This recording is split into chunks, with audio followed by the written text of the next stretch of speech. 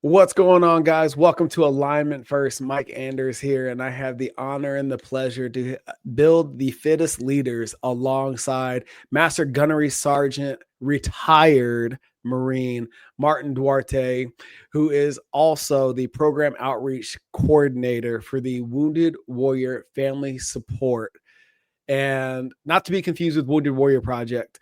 Semper Fi, brother. I appreciate Semper you Fi, being here sir. today. Well, thank you for having me, sir. Yeah, absolutely. Before we get into the mission of the organization, I'm curious about your journey into service. Well, thank you very much for that question, sir. I came in the Marine Corps in 1986, joined out of Lansing, Michigan. My first couple of years, sir, I spent as a Grunt 0341. Unfortunately, I had a motor accident where I had a short round that the fuses exploded next to my right ear, which knocked me unconscious for a couple of minutes. And I lost completely hearing on my right side. I can hardly hear anything, especially if there's background noises, so I wear a hearing aid. Mm-hmm. After that, in 2000, around the 2000 area, that's when we started going into Iraq, the Gulf War. And at that time, I was trying to reenlist, and I was not able to reenlist as an 03, so I had to do a lateral movement because of my hearing and because most of the combat arms were already full because they did, the Marine Corps at that time, Mm-hmm. recall so many reservists because we expected high casualties. So I had to do a lateral movement into the 01 community, and that's how it turned out that I was able to land this position as an for Wounded Warriors Family Support. Um, when I retired in 2016, well, prior to my retirement in 2008, 09, I was at that time deployed to Iraq. Now, eventually, my commitment to that was a 6 month commitment. During that Mm-hmm. time, I was going through a divorce, like most military service members do. Uh, and at that time, I had notified my unit that because of my divorce, I had to come back for court to finalize my divorce. I could only do 6 months, Mm-hmm. which my unit in turn agreed to it. However, after being in theater for 6 months and closing down to Quantum, at that time, my boss, which was a general, felt that, well, let me back up a little bit to go back into the logistics of how the deployment came along. So Mm-hmm. I volunteer. I was supposed to have I had an '06 Colonel, which was going to be the C1, and I was going to have an '04, '05 Major Lieutenant Colonel that was supposed to deploy with us, and I was supposed to have a Master Gunny. At the time, I was a Master Sergeant. Well, it Mm-hmm. turns out to be that my Lieutenant Colonel decided to retire. He had the time and grade. Didn't want to deploy. Granted, he dropped papers. My Master Gunny had medical issues, so we were about a week out from deploying when all this transpired. So I Mm-hmm. got triple headed to do all three jobs. When I got in theater, we didn't get replacements for them because the Marine Corps is so short and everything that we did was outsourced to Mm-hmm. other branches of the service or globally sourced to, and of course, my boss didn't want to have nobody else running that position but a Mm-hmm. United States Marine. So needless to say, I was triple headed. So when it was time for me to come back, that's when I received the bad news that, hey, unfortunately, we don't have the resources. It takes 90 days to get a combat replacement. By the time we get a combat replacement, guess what? Everything's going to be over and done with. So we're going to keep you here. You're not going to go back. So the second rotation came in. That's where I met the founder of Wounded Warriors Family Support, Colonel John Folsom, who started the organization in 2003. He was a reservist. They did a lot of medevacs from Iraq and Afghanistan to Landstuhl. And one of the things that he noticed when he was doing the medevacs that a lot of our service members were getting there without any of their equipment, without any of their hygiene gear. So they pretty much showed up how they were medevac. So he started passing the hat around the staff there in Landstuhl, trying to get the basic socks, shirts, the necessity that our service members needed. So that's Mm-hmm. how the organization came into existence. Now, on the second rotation in Iraq, that's when I met Colonel Folsom. Now, my colonel at the time did not like to do the briefs for the general, so I was the one briefing, you Uh-huh. know, every week on casualties, on movement, on personnel issues, and so forth. And for some reason, Colonel John Folsom took a liking to me, and every meeting after my first meeting, he came up to me and says, "Hey, when are you retiring?" I told him I should be retiring in 2016. Got about 8 years and so. And he's like, "When you retire, I'm gonna hire you." Hey, you always hear that. I don't know about yourself, but I had always heard that through my military career, being on independent duty and other jobs in the communities. Mm-hmm. And I had always heard that, but never to the point where, I kept telling them, yeah, sure, when I retire, hit me up. Well, in 2014, I had just came back, late 2014, October, I had just came back from Afghanistan, close in Camp Leatherneck. And we had an organization by the name of Wounded Warriors Family Support that requested like 200 flags to be flown in Camp Leatherneck before we shut it down. So we Mm-hmm. flew the flags. Needless to say, around January of 2015, January, February timeframe, Colonel Folsom was in Camp Pendleton. I was at the time the staff sec for 1MAF, the For assistant. so I wanna pause you really quick Yes, because we sir. had in typical Marine fashion, you're getting into the alphabet soup. Explain to the audience all those acronyms that you're Oh, dropping right now. yes, sir. So I want what? I want to back all the way up because you came into the Marine Corps as an O3 as 341 was a yep. motorman. Yes, sir. Uh-huh. A motorman. And unfortunately, due to my accident, Mm-hmm. due to the short run, I had to do a lateral move to the O1 community, which is your administration. That are the Okay. ones that do all the administration, that does all Mm-hmm. the manning and the resources for deployment. So that's where I ended up switching to. Got it. Uh, Okay. Now, I was with 1MAF, that's a Marine Expeditionary Force. We got 1MAF, which is out of Camp Pendleton, 2MAF out of Camp Lejeune, 3MAF is out of Okinawa, Japan. So I was at the time at Camp Pendleton with Mm-hmm. 1MAF, Marine Expeditionary Force. When Colonel Folsom showed up to pick up the flags, and at that time I had maybe about 10, 11 months left in the Marine Corps. And he said, "Hey, like, what are you doing?" I said, "Well, sir, right now I just came back a couple of months ago. I'm transitioning out of the Marine Corps, doing my medical, final physical, and so forth." He said, "Well, you know, I would like for you to come up the following week, next week, if you're interested in getting hired by my organization." And of course, Mm-hmm. I thought he was playing. He was just being friendly, and you know how Marines are. We always kid around Mm-hmm. with one another when we get together. I said, "Sure, send me a ticket, blah blah blah, and I'll be there." Well, needless to say, about 3, 4 days later, hotel reservations, plane, rental car, all that showed up on my email. I went up there, interviewed for the job. I didn't really thought it was an interview because he just walked me from shop to shop and what they did. So, I didn't really consider that an interview. I just thought maybe he was showing me what the organization did. Well, after Mm-hmm. spending 2 or 3 days, he said, "Hey, what do you think of the organization?" I said, "Sir, I think you guys do great work." And he said, "Well, you got the job." Well, so I didn't know it was a job. So I said, "Well, sir, I'll be retiring. The only thing that I ask, I've been a fast career for myself. I've always been deployed or in the field, blah, blah, blah. I'm Mm-hmm. gonna need about 6 months to decompress and get back into the civilian sector." He said, "Not a problem." Well, I got out in January, the first week of January, and I lasted about a week before I started going insane. I'm like, I can't just sit here and not do anything. After Mm-hmm. working 14, 16-hour days, constantly going PT and being around people, Marines, it was time for me to do something else. So I Mm-hmm. reached out back to the colonel and said, "Sir, put me to work. I can't just sit home and watch Netflix or watch TV, the news, because it's not being conducive not only to my health, but to my mental health, because going 100 miles an hour and coming to a Mm-hmm. complete stop, that's not how the brain works.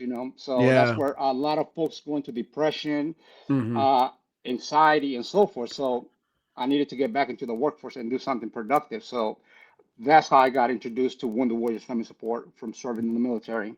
Yeah. When you got out, just in that 1 week, did you find yourself where'd you go after you got out? Well, after I got out, I ended up relocating to San Antonio, Texas. That's where I'm at now, San Antonio. Okay. Yes, And sir. and did you find yourself in isolation? Oh, most definitely. Keep in Mm-hmm. perspective that when you're in the military, you have a community, you have a village that you Mm-hmm. depend on. Especially as a E9. you know, we all have specialties that we do for the Marine for whatever branch of the service you are. So you depend on your fellow E9s, your fellow E8s. So you have that community, you have those Mm-hmm. resources. When you get out, it's like wiped clean. You can still reach out to them, but guess what? They're focused on their careers, they're focused on the military, and now you're just a civilian that has retired. So Mm-hmm. yeah, most definitely, it was definitely an eye opening on how isolated and how when we returned back home, And Mm-hmm. keep in mind that San Antonio is not my home. Lansing, Michigan is, but I hadn't been there in 30 years. So you can't really say that Yeah. Michigan is my home. So after 30 years, you come back to a place where the only thing you have is friends that you met in the military Mm-hmm. and friends that you encounter on your daily life. But that was also obsolete because I maybe had a handful of friends here that I knew from the military that had retired here in Yeah. San Antonio. But even then themselves were going through the same process that I'm going through, trying to find Mm-hmm. that community, trying to find a Yeah. purpose. When you're in the military, you have a purpose, you have a job. When Mm-hmm. you get out of the military, that's completely wiped off the table. So what is your Mm-hmm. purpose now? What do you do? So Right. that's where I found myself stuck at. You Mm-hmm. know, and it hit me hard. Yeah. What were some of the things that you found yourself dealing with? Because I completely resonate.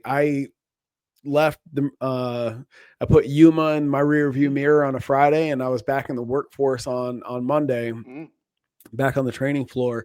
But I'm not from Scottsdale. I'm from mhm, Waldorf, Maryland. And I knew one person in this town when I got here.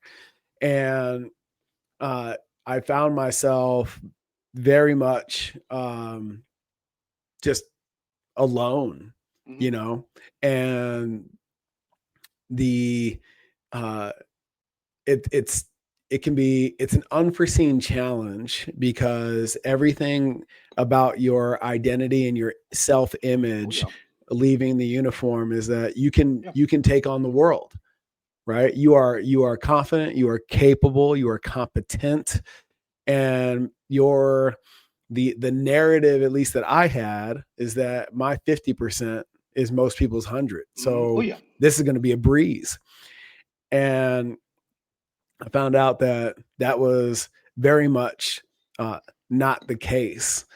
A lot of the things that we are celebrated for in military service are the things that were getting in my way as a civilian. And it took a lot of self work on my part to reconcile that, to reconfigure that mhm, self image and that identity, and let take all the things that served me, that and continue to serve me from my military service, keep those and ditch all the things that didn't. Um, but I don't think that there's a long enough tap and tamps mhm, process that they could put you through that'll prepare you for that idea. And I think that for most people, most of us veterans, that is something that uh, we are rarely prepared for. And I've had this conversation with a mhm, lot of because I get to play on both sides of the fence here as somebody who's had the identity shift twice, leaving athletics when I got done with mhm, college football, and then leaving the uniform after leaving service in the Marines. In that, man, where's my tribe? yeah, Where's all the structure? mhm, What about the mission? mhm, And it would do us a lot of good as an outbound, um, I guess, service uh, in the active duty and the active force to uh, lay that out. Like these are the things that make mhm, you great inside this oh yeah, container, and it would do you a lot of good to be proactive in the pursuit of recreating it as fast and as smoothly as possible in that transition into the civilian world. When you hear all of that, what shows up for you? when I hear all that, and I have heard that in the past from other friends that retire, and you never Mhm. think it's going to happen to you because seriously, no, seriously. And the reason I say that because you know your personality and you know your accomplishments that you have done for the military. So when you look at all that and you say, look, I was very successful in the military. I did, Mhm. X, Y, and Z. And yeah, there was challenge in my career, but I was able to adapt to those Mhm. to that environment. When you get out into the civilian world, one of the things that I think not a whole lot of time is spent at TAPS or temp. When you get out, it's and I hate to say this, but the work ethic for civilians is different than military folks. And not to Mm-hmm. be disrespectful to say that it's less, but I'm just saying we have different values as veterans, as service Mm-hmm. members that we bring. One of the things that I have had a hard time, you know, even in the organization that I work now, that anything that I do, I take ownership of. That Mm-hmm. and it's not micromanagement, but I inspect what I expect. And Mm-hmm. a lot of the civilian counterparts feel like you're micromanaging them for that. But Mm-hmm. that's something that you learn in the military that, for example, you're going to have in the Marine Corps, if you have a uniform inspection by your SEAL, how many phases do you go through for inspections before you're prepared? Where in the Mm-hmm. civilian sector, you don't do that. Hey, a project is due. There's no Mm-hmm. really, unless you implement that, Mm-hmm. nobody's really following up on you to make sure the job is done. It's expected. And a Mm-hmm. lot of times, you know, looking at some of my peers, what that bothers me is like where is the motivation? Where is the accountability? And I guess that's the Mm-hmm. biggest thing that I look at is accountability because for me, for you to be successful, you got to take ownership. It's got Mm-hmm. to be your baby. And the other thing that I don't think a lot of civilian employers, for example, the Marine Corps always preaches leave the Marine Corps better than what you found it. Mm-hmm. That's one of our mottos that I grew up in my entire 30 years in the Marine Corps. Leave the Marine Corps better than what you found it. And Mm-hmm. that's the inspiration that we pursued when Mm-hmm. we take off the uniform, that those Marines that you led, that served with you, you Mm-hmm. provided some type of mentorship, some type of leadership that I don't see that often in the civilian sector. The Mm-hmm. thing that I hear in the civilian sector is not in my job description. You know, and that's one of the things that I have to get out of my brain housing. That for me to hear that as a Master Gunnery in the Marine Corps, if I ever heard that in uniform, oh my freaking God! You see what I'm saying? So that's one of the things that I have to pull back, Mm-hmm. hold back, and Yeah. not overreact to those Yeah. circumstances. There's a couple of pieces to that I'd love to pull apart with you if you don't if you're game. The Most definitely. the first of which is simply acknowledging the fact that out here, one of the things I'm really on a mission to help us do is stop talking about the military like it was a prison sentence. Yeah. When I got out, like, dude, like we got to fix that language, Yeah. because one of the things I am beyond convinced now that gets in the way of the veteran transition into the civilian world is the language pattern, the word codes that we use to describe military service. And that is one of which that would presuppose that you're broken or that there's something to be fixed, right? And as if you perceive yourself, even subconsciously, to be damaged goods, you're creating a hard time before you're putting friction in front of you where there may not be any, right? And if we used better empowering language around our military service, that word association shifts the way we think about ourselves, which then creates a different course of action as a result. Does that make sense? Yeah, most definitely. Mm-hmm.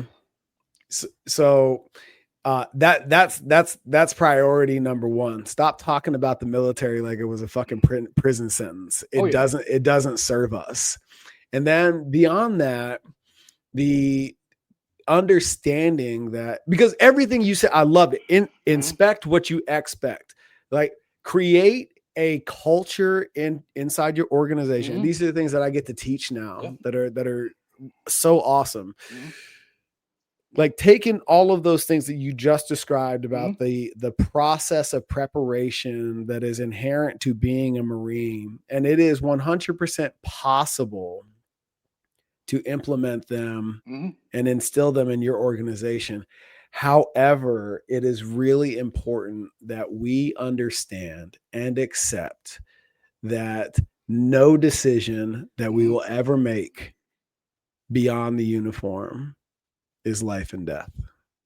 Because I want you to think about the frame with which we execute every single task as Marines, Mm-hmm. whether it's mopping the floor, scrubbing the toilet, or executing the commander's intent in Iraq or Afghanistan in support of Iraqi freedom or enduring Mm-hmm. freedom. It's all under the premise that it's life and death. If you mess this up, people will die. Oh yeah.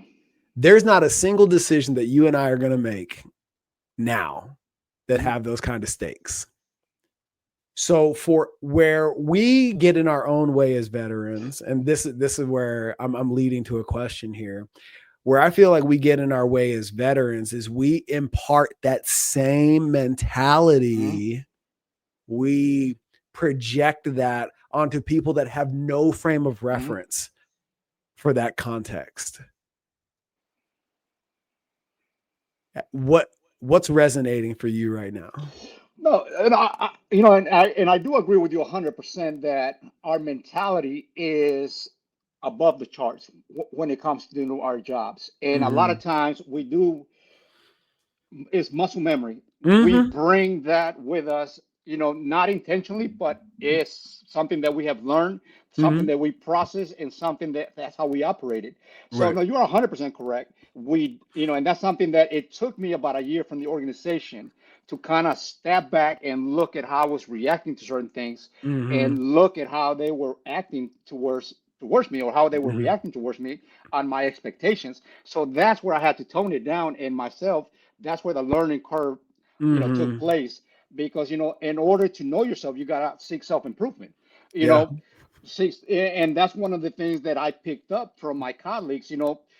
That am I being too harsh on how I expect it, even though I'm walking you through the process of how to do it? But Mm-hmm. this is not what I'm seeing. So no, you're 100% correct on that. Our environment needs to shift to the civilian environment, and that's something that I agree with you 100%. Mm-hmm. That even if you serve 4 years, I read somewhere that for every year that you serve in the military, it takes 3 years to return back to civilian life. Yes, Woo! I've which never heard that yes, before. which when I saw that, I'm like, that's absurd. I mean, imagine if you're served 30 years, that means You it's gonna served take you 30 90 years, years. dude. I'm not gonna be alive. So no, you're 100% correct. It's gonna take some work on yourself, Yeah. and some moments that you're gonna have to come to reality. Like, hey, Mm-hmm. these expectations are what the military groomed you for, Yeah. grew you to be, but those expectations you cannot bring into the civilian sector. Well, I would invite you to look at that a little bit differently. Yes, Uh, keep those well, expectations. what I mean by what I'm defaulting back, that Mm-hmm. everything that you brought up, that it's Mm-hmm. not a matter of life and death. So you Yeah. gotta tone that down. That's what I mean by those Yeah. expectations. So Recontextualize those exactly, expectations. yes, sir. Yeah. That's exactly what I was trying to convey to you. Yeah. So here's a question for you. How long did it take you to reconcile for yourself that this is a me thing? Hmm. This isn't a them thing. Right.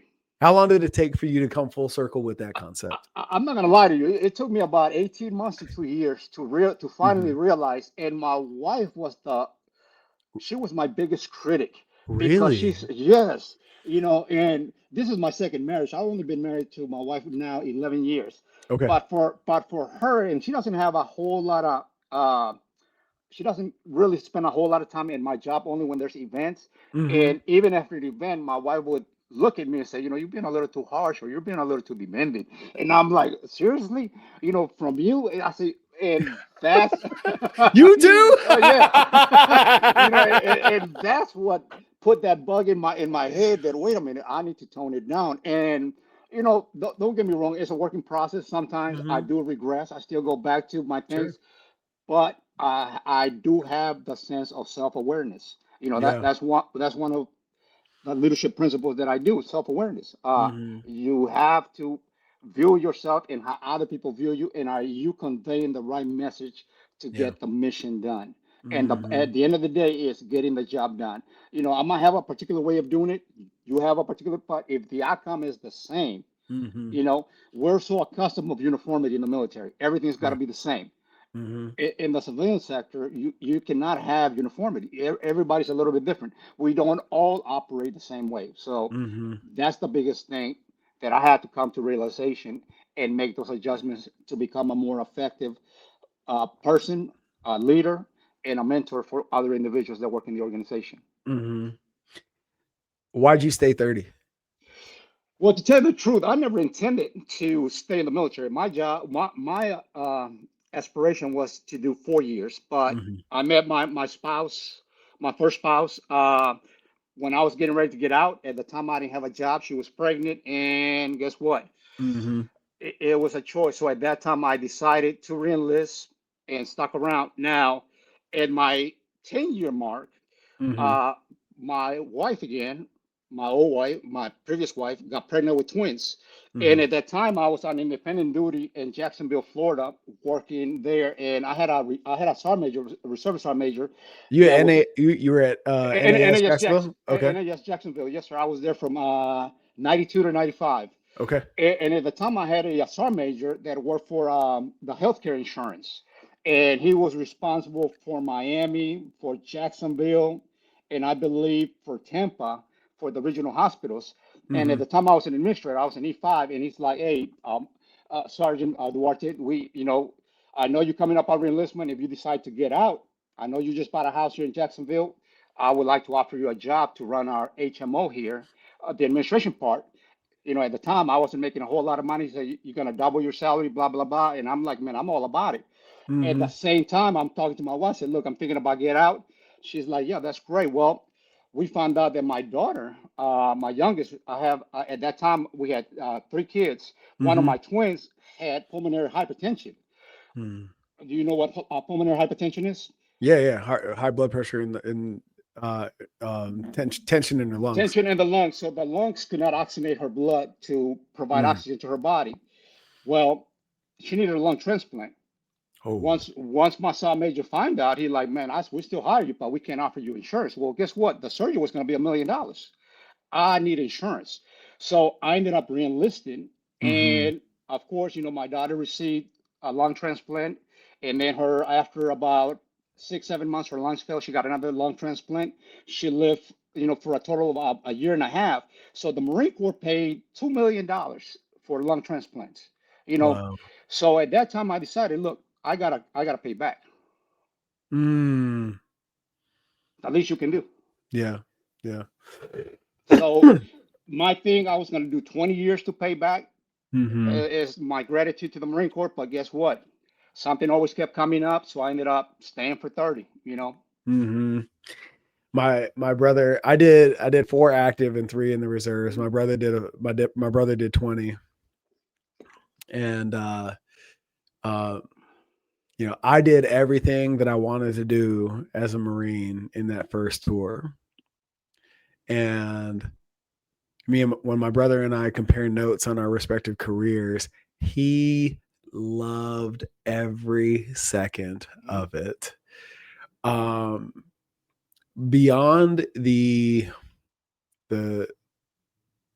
honor of repaying that debt to the Marine Corps, was there also a love for the uniform, or was it Well, purely the obligation of no, repaying what taking care of your daughter? no, most definitely was a love for the uniform. That's one place that I found in the Marine Corps that there was no color. Hey, Mm-hmm. we were all green. You were all worthless. You see what I'm saying? That's what you learn Oh in the yeah. Marine Corps. Mm-hmm. So my commitment was to the person standing to my left or to my right. That was Yep. my commitment. Mm-hmm. Yeah. Where do you think that if you could transition, Mm. if you could retire all over again, what steps would you have taken to better prepare yourself for that transition? I think the biggest step and this is something that I didn't take very at heart at the beginning, but Mm-hmm. education.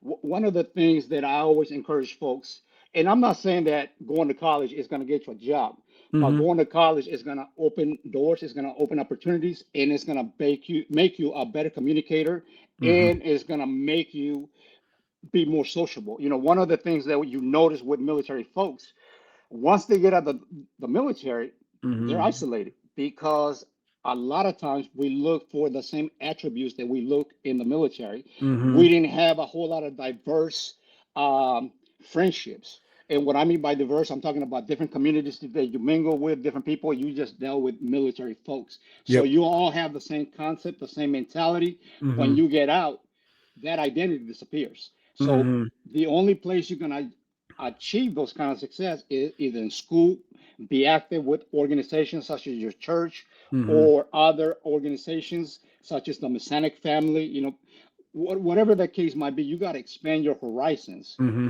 to be more prepared to come into the civilian sector. Yep. And another thing is networking. You'll notice that a lot of times you're not going to get it.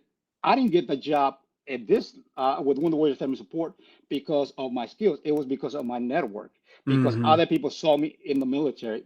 They knew my background. So networking is, I would say, about 80% of your success rate that you're Mm-hmm. going to have in the civilian sector. Yeah. Where do you think, because you're in the nonprofit space, Mhm. uh Wounded Warrior Family Support notwithstanding, where do you feel like the nonprofit sector could do better in serving veterans? I think one of the things that nonprofits don't do very well is collaborate with one another. I think they're all, and I hate to say, we're all in competition for fundraising. Mm-hmm. And there's a lot of organizations that do similar things that we could partner up. Give you an example, Mobility is Freedom. We do vehicle grants up to $30,000 for the purchase of a new used vehicle. If we could get other organizations, like right now, with the current tariffs, the current economy, Mm-hmm. even in F-150 right now, you're looking at $65,000 just to purchase a vehicle.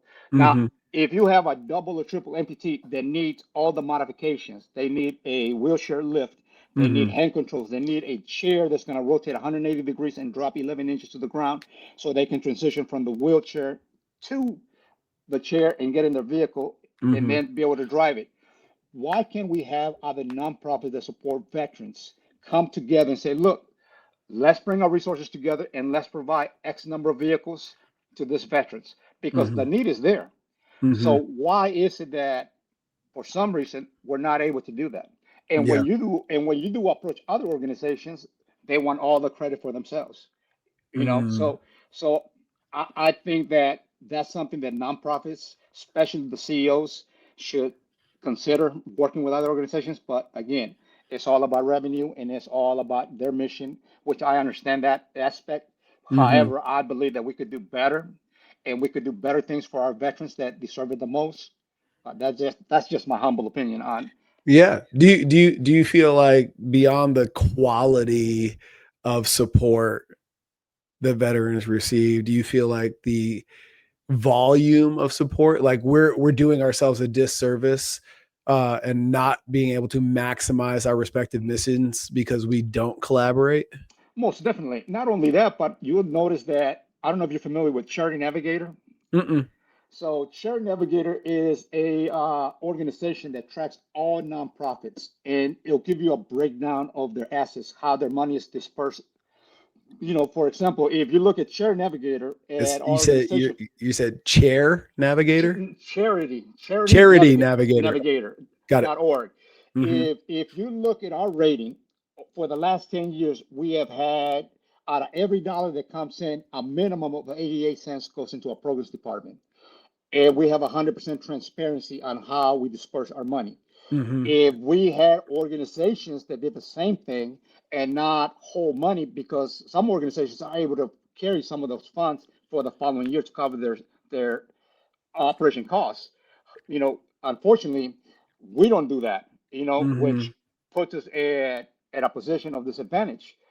But if we were able to collaborate and come together and figure out, hey, what's the best approach on providing, you know, the services that this veterans need, I Mm-hmm. think that we would be more viable for the community. And I'm not saying that they're not viable. I'm just saying that we would be able to create greater things and better things for them than Mm-hmm. just to do it one individual organization, especially when your revenue is not as high as other nonprofits. You Yeah. know, you got other nonprofits that are combat veteran organizations that bring in $500 million a year. Our organization brings $8 million a year. Mm-hmm. and look at what they're doing. And don't get me wrong, the one that's bringing 500 million does a lot of things when it comes to uh, soliciting for funds to the government or lobbying for the government or trying to change laws for the government. Not a bad thing, but however, I think some of those resources could be utilized elsewhere. Mm-hmm. But again, that is not a decision that I get to make. That is not a conversation that I get to have. But Yeah. that's just my humble opinion. Mm-hmm. What gets in the way of the collaboration? To tell you the truth, I'm not really sure what gets in the way, but I do feel that a lot of pride it gets in Mm-hmm. the way, and a lot of egos get in the way, and everybody wants to be number one, Mm-hmm. on what they do, which, I don't blame them. The more you bring, the more resources you're able to provide. Mm-hmm. However, for those organizations that are not doing as well, but they're doing great programs, Mm-hmm. that's where some of the issues come in. Like right now, the biggest ask from veterans is assistance with, especially with the government shutdown and Mm-hmm. spouses not working, is groceries, is utilities. Those are the biggest asks right now. We Mm-hmm. don't have the resources to provide money for utilities. We do Mm-hmm. provide from time to time, depending on our donations, for groceries, but that's something that I think other organizations could do a better job at providing Sure. those assistance Mm-hmm. instead of just referring them to a food bank, which Right. a lot of organizations do that. Hey, where you live in San Antonio, Texas, there's a food bank about a couple miles from you, and these are Mm-hmm. opening hours. Well, I could have done that, but I'm asking you as a veteran, you're a veteran organization, are you able Mm-hmm. to support me? And your answer Yeah. is, Got you. but I look at your Mm-hmm. resources and you got X number of million of dollars. What's the issue? So Mm-hmm. that's where a lot of stigma and negativity comes with nonprofits. If you don't have a program and they call and you tell them no, all of a sudden you're dirt, or you're worse Mm-hmm. than dirt. So Well, I, I've heard that uh, in the veteran community that I don't. It's not a the funds could be handled better, and because they're not, to your point, and I didn't even know that. What was the name of the website? Navigator. Charity Navigator. I didn't even know that existed. Yes, So if you're uh, is that exclusive to the veteran nonprofit sector or nonprofits in general? it's nonprofits in general. So you Okay. have the Red Cross in there. You have all Mm-hmm. the, yes, So you can see how all that money is dispersed, what's yes, going to the cause, what's going to infrastructure, all of that. salaries and all that. Yes, sir. So that's I've my wife played in the fundraising charity space for Hmm. a good little while, and I remember inviting some of my clients to those events, and a lot of them were like, absolutely not. Hmm. I was like, well, why? The cause, Yeah. you're like, show me where the money goes. Yeah, and that's exactly where everybody wants to know where the money goes. Mm-hmm. However, a lot of folks that donate $10, $20 don't look at that, because they just want to donate. Mm-hmm. However, if your $20 are going $18 to pay salaries and $2 into programs, Right. then so my thing is for my smaller donors, that's what I would recommend for them to go to the website and Mm-hmm. check. The people that are going to donate 100, 10,000, 100,000s, they're Mm-hmm. doing it for tax purposes because they have the money. But for everybody else that's making a difference, and don't get me wrong, I'm not saying they don't make a difference. I'm Right. just saying that for them it's a tax write-off, where the smaller donor, yeah, they get a tax write-up as well, but Mm-hmm. they're not really concerned about that, because of the, Yeah. the amount that they're providing. Sure. Sure. Sure. So where does Wounded Warriors family support come from? What are the origins of this organization? So when you mean the origins, where is our headquarters located, or when you No. mean our resources, How how how we how founded? how did it how was it founded? Okay, so it was founded through Colonel Folsom. He was a medevac pilot in Afghanistan and Iraq. Okay. That's where he felt the need. Now, when he first started the program, he only One is focused on. he one of ours? Yeah, he's a Marine. He's a Okay. retired colonel. Yeah, Yeah. definitely. Okay. He's a Okay. reservist, so 30 years, 31 or 32 years in the reserve. Okay. but Yep. he was activated a couple times. He, like I Mm-hmm. said, he served with me in Iraq in the remainder of '08. I did 13 Mm-hmm. months in Iraq from '08 to '09. Got there in January, left there in February of '09. Okay. So yeah, so he got there in July and left in '09 with me as well. Mm-hmm. But that's how the organization was started through him by Mm-hmm. medevac those Marines, and he being stationed in Lunsdale Mm-hmm. there and medevacing, and he noticed that, hey, there's a need. So when Mm-hmm. he first started the program, he was just providing the basic needs. When he came back after he got deactivated, he officially launched it and did a resource program. During that time in 2000, all the way up to, I want to say 2007, we had the most casualties going on in the Yeah. military. Mm-hmm. So he provided resource in Orlando, Florida, for Purple Heart recipients with small children to go out there and reconnect with the family. Oh You know, wow. so he'll provide them a week at the resort. He'll provide them with tickets to the local parks, and if they didn't have the means to travel, he'll also provide them with a stipend to go down there and Oh, spend beautiful. quality time with the family. You know, and we still Yeah. have that program in existence, Mm-hmm. but that's how the program originated. Mm-hmm. That's how the organization started it from the beginning in 2003. Yeah. And remind me how much of every dollar donated goes to these veterans? 88 cents out of every dollar goes into our programs department. Now, our four programs department that we have, of course, is our Mobility's Freedom. That's our vehicle grants for the Yep. purchase of new or used vehicle. Mm-hmm. We also have a veterans welding program. You know, one of the things that I'm pretty sure you're aware, when you came out of the military, now I'm not sure if you were an officer enlisted, but most enlisted individuals, if you go as motor T, when you get out after 4 years or 20 years, you don't get out with a certificate or a license that you're a mechanic. Oh my So God, dude, you're striking a nerve right now. well, That believe me, this is the dude, thing, and I'm about to talk about this program. So one of the things that the colonel felt like, look, I cannot do everything, but I can at least implement one program. So mm-hmm. he started collaborating with the UAW Ford Motor Company to start a veterans welding program. Oh Now, wow. the veterans, so this program has been in existence since 2014 Mm-hmm. all the way up to now. Right now, we have a class that will graduate November 14th with 9 veterans in the course. Wow. But keep in perspective that the UAW put this for us since 2014, and they have paid half of what it costs to be there. Yeah. Now, currently, the course runs about $190,000 right now for 6 weeks, and Mm-hmm. that's per course. So the UAW pays about $92,000 of that. They pay Mm-hmm. for the training site in Detroit, Michigan. They pay for all the welding material that they're going to utilize during Mm-hmm. those 6 weeks. They also pay for all the certifications. Now, keep in perspective that the certifications do not come from the UAW or Ford Motor Company. They come from the American Welding Society, which is the national organization Oh that wow. sets the standards for North America. So what Mm-hmm. that means that their certifications are good here in the United States, Mexico, and Canada. Mm-hmm. So if you have a veteran right now that goes to their local college or local community or local university and they get a sort of certification, their certification is only going to be good for that state. So they got to get Right. recertified somewhere else if they go somewhere else. Mm-hmm. So that's the beauty thing. And the other thing, they provide them with a helmet, for a welder's helmet. They provide them Yep. with a jacket, the gloves, goggles, and they feed them breakfast and lunch Monday through Friday. Oh my And gosh. they pay the salaries of all 4 instructors that they have on site to work with those 10 veterans. Wounded Warriors Family Support pays the other portion, the other Uh-huh. 50%. We pay for transportation via air, commercial air, from their Mm-hmm. closest airport to Detroit, Michigan.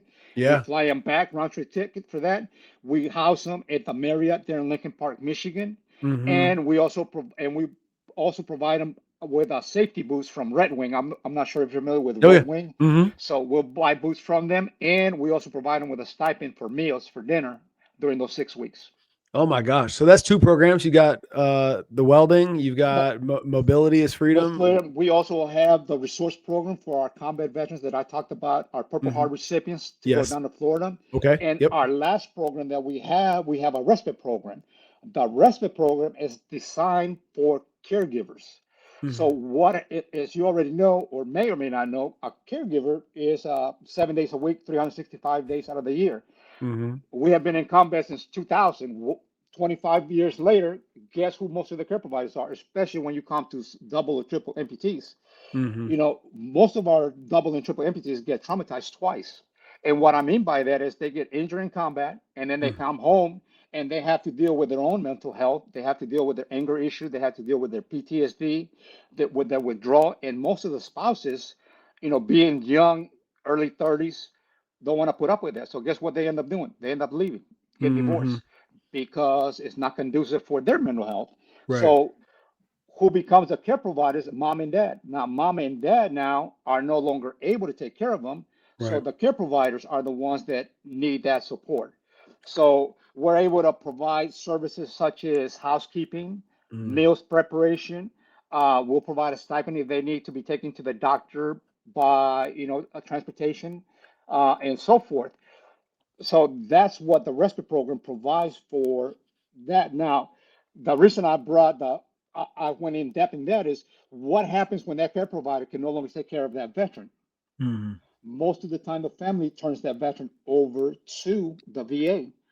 What does the VA do to provide that same services? They'll find that whoever bids the lowest Yep. for an assisted living.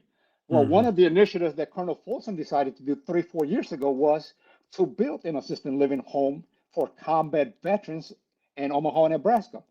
In 2026, they're going to open up the Jason Dunham house. Yes. So I don't know if you have seen my social media on Facebook, but it's going to have 30 beds for combat veterans that lost a limb or Yep. spinal cord injuries that can live there the remainder of their life. Oh, that's beautiful. Wow. Yes. So that's our third program and our initiative, and of Mm-hmm. course our resource program that I already spoke. Now, with our welding program, we have a lot of veterans that go there with a lot of PTSD, which they do extremely well because once they put that helmet on, they're in their own little world. But one of Mm. the things that they have always kept bringing up to our attention, and this was since 2014, is look, I want to start my own business. How do I do that? Mm-hmm. Well, we don't know. Well, 3 years ago, our boss, Kate McCauley, she's the president and CEO of Wounded Warriors Family Support, Mm-hmm. reached out to an organization called Pathway Financial out of Kansas City, Missouri, Okay. that does entrepreneurship business classes.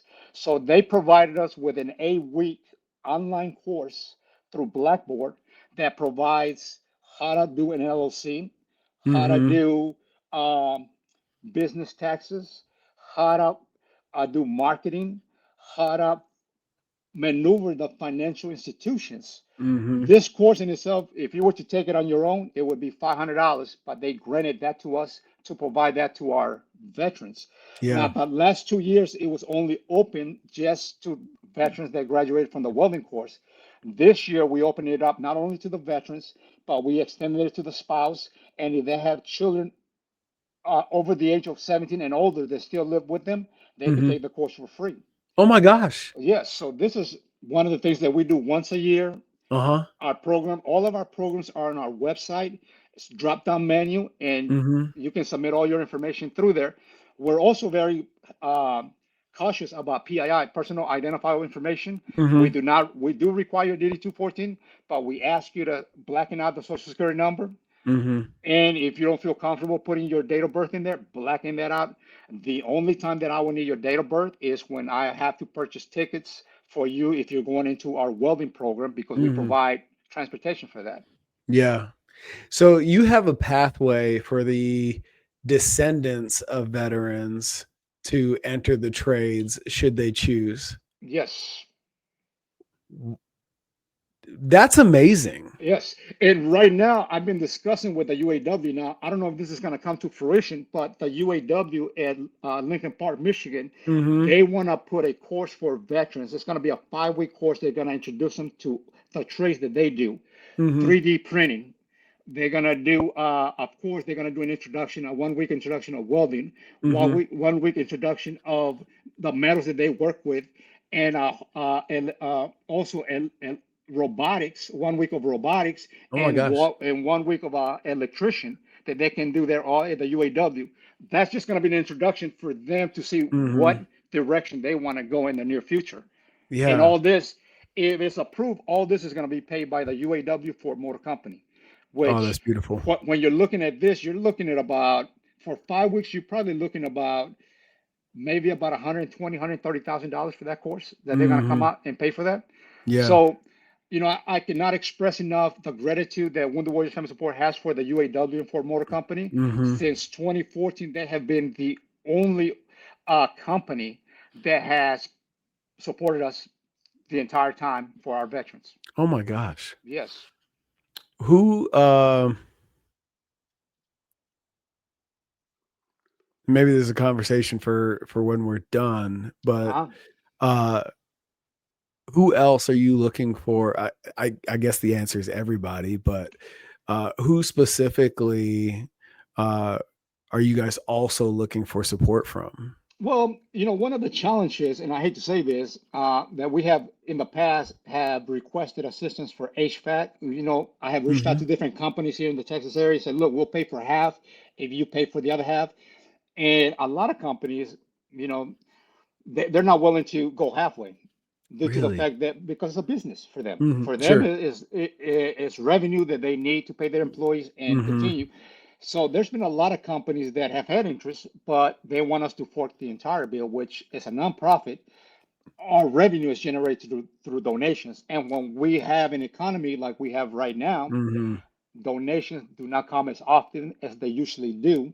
So Mm. our services, of course, get paused, slowed down for a minute until everything is regenerated. Sure. So, those are the challenges. Finding companies, not an issue. The Hmm. funding is the issue, you know. Got you. Hmm. So that's been my biggest challenge and my biggest frustration that on Veterans Day, November 11th, Hmm. everybody's praising veterans, free meals, free this. But what about the rest of the year? Yeah. I would prefer you get rid of giving free meals and all that. But what about providing opportunities for our veterans to find Mm. employment, Yeah. to go into a trade? Because college is not for everybody. Hmm. And Well, not. here's my beef, and you touched Uh, on it very briefly. You could be motor T, oh yeah. jump masters. Yes. None of your jumps in the military Hmm. count in the civilian world. That's Yeah. crazy to me.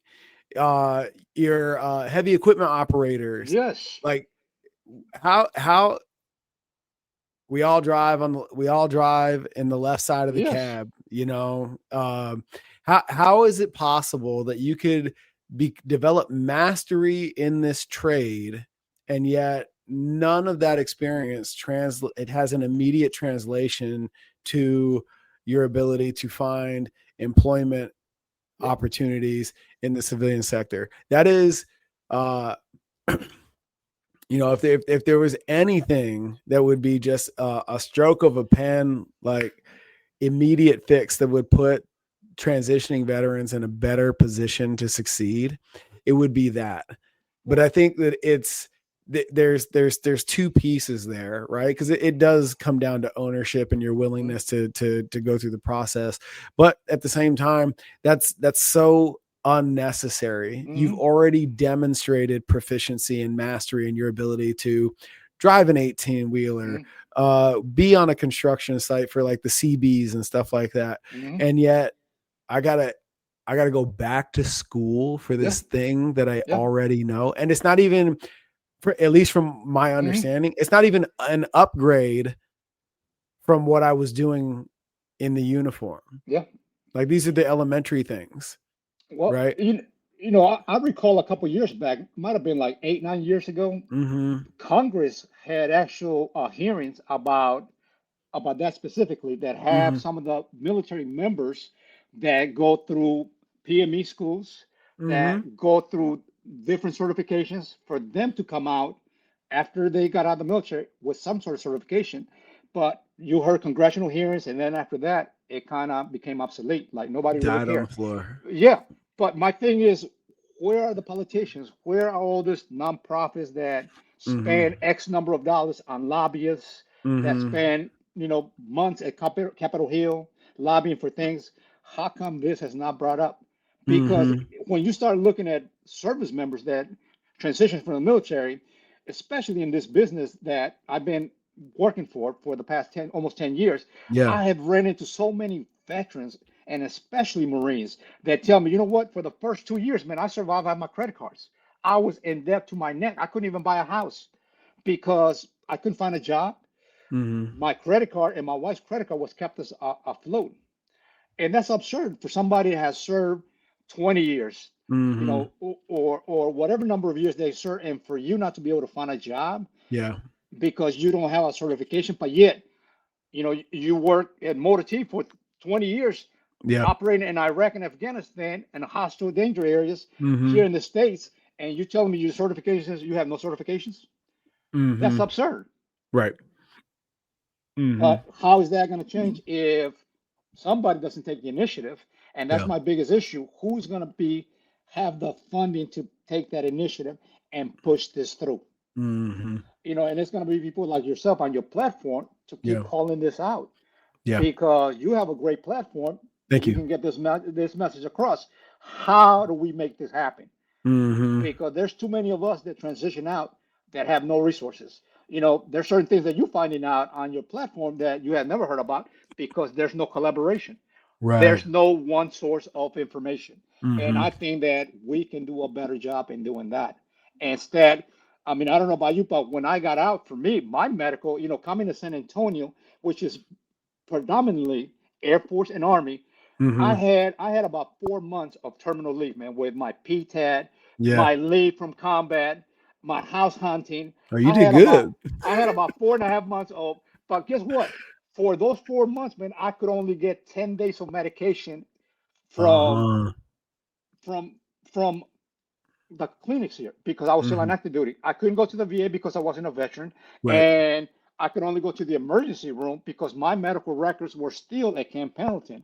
So Right. for imagine 4 months, man, Mm-hmm. I'm in like 10, 11 different medications that I gotta go every 10 days. You know how Mm-hmm. inconvenient that is that you gotta wait 3, 4 hours to get that? Right. You see what I'm saying? So Mm-hmm. why are we doing that? Why are we Yeah. putting the stress on individuals? You Right. know, what if I didn't have a job that would allow me to spend 4 or 5 hours? Yeah. You see what I'm saying? Mm-hmm. So, and that's why I believe that we have a high suicide rate because we've Mm-hmm. made things too complex when Yes. people get out, Mm-hmm. and it shouldn't be that way, No. you know. Mm-hmm.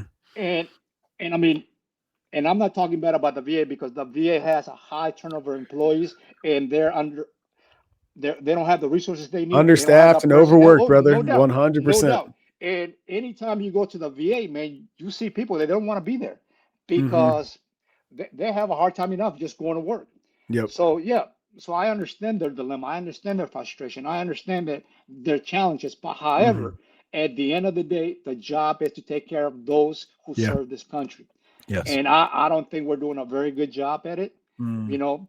And I think all these cuts that are going through the VA is gonna bring the care for our veterans. Mm. So I hope I'm wrong, but this Yeah. is what I'm foreseeing. Sure. Sure. Well, that for those that put everything on the line and sign that contract with their Yeah, lives, they it could always be better. You know what I mean? most And definitely. you guys at the Wounded Warrior Family Support are tip of the spear in making that happen. I mean, when we had our initial Hmm. conversation, it was just the only thing I knew of the organization was the Mobility is Freedom Hmm. program, and you do so much more, and you serve such a greater mission, and I'm grateful that you guys exist, and I'm honored to help spread your message and your mission on this platform. For everybody listening and tuning in, you can support the veteran community and their families by visiting wwfs.org and get into the Wounded Warriors Family Support. And if you're on a mission to become the fittest leader, join us in the next level community and allow us to help you do that through integrity, courage, and ownership. But at the end of the day, it comes down to alignment first. We'll see you next time. Can I add one more thing to your platform? Oh, you Yeah, go stuck ahead. with. for your listeners on your Mm-hmm. platform, if in the near future they have an inclination to donate to a nonprofit, particularly a veteran nonprofit organization, Yeah. I would ask that you consider Wounded Warriors Family Support. But if you don't, I would ask you to visit Oh, charitynavigator.org yes. and see where your money will be how your money will be dispersed when you elect to donate. And that's all I can ask. It's your Yeah. money, but make it count. Make it do what it's supposed to do instead of going to other stuff. So that's all I ask from your No, platform and your listeners. that's a great point. That's a great point. You know, what you do with your money is your business, but it is Yes, sir. also uh in your best interest to know where that money is going. So yeah, no, great call out, and I appreciate you, brother. Master Guns, I'm grateful for you. I'm Likewise. honored to share time, space, and energy with you, and I look forward to helping you move this thing forward. Thank you very much. And to all your listeners, thank you for your time. Appreciate you, brother.